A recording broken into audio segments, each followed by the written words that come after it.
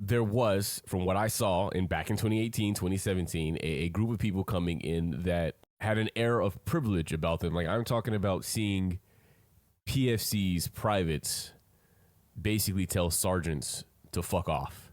And I've got individuals that I serve with that are still in that could probably update me and speak to it a whole lot better than I can. And I'm just going off of what I remember. On top of that, I do remember my early days of being a private and getting to a unit in excellent shape. And I loved working out. I would work out 3 times a day.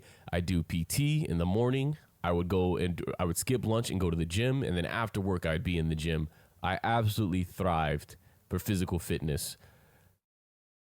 But seeing NCOs, people who are supposed to lead PT, having bellies that stuck out over their gut, having NCOs that have permanent profiles that says that they have to walk when everybody else is running. How the hell can I look to you as a leader and you can't even run 2 miles? And so I do agree, and I think a lot of senior military officials would agree that they were handcuffed for a long time. There were a lot of things that they could not do.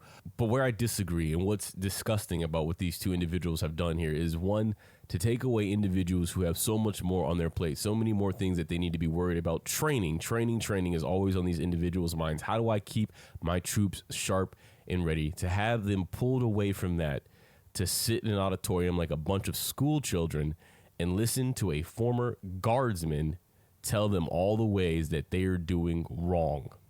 Listen to a man who is unqualified in his own position explain to them why they have failed. There is a right way and a wrong way to do things. This was the absolute wrong way. This was nothing more than a publicity stunt. This was not for the folks that were in this room.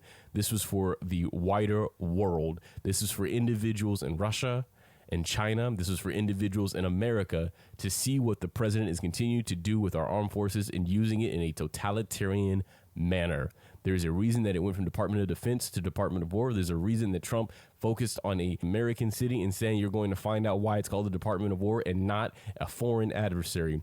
This is all about showmanship, but more importantly, it is about psychological manipulation. This is to scare people in this country.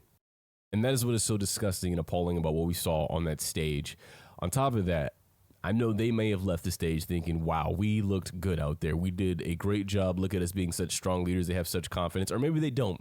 But I can guarantee you this. In the minds of military leaders, again, lifelong people who have dedicated everything they have to serving this nation, to training troops to prepare for the next fight, they did not look stronger leaving the stage. They looked much, much weaker.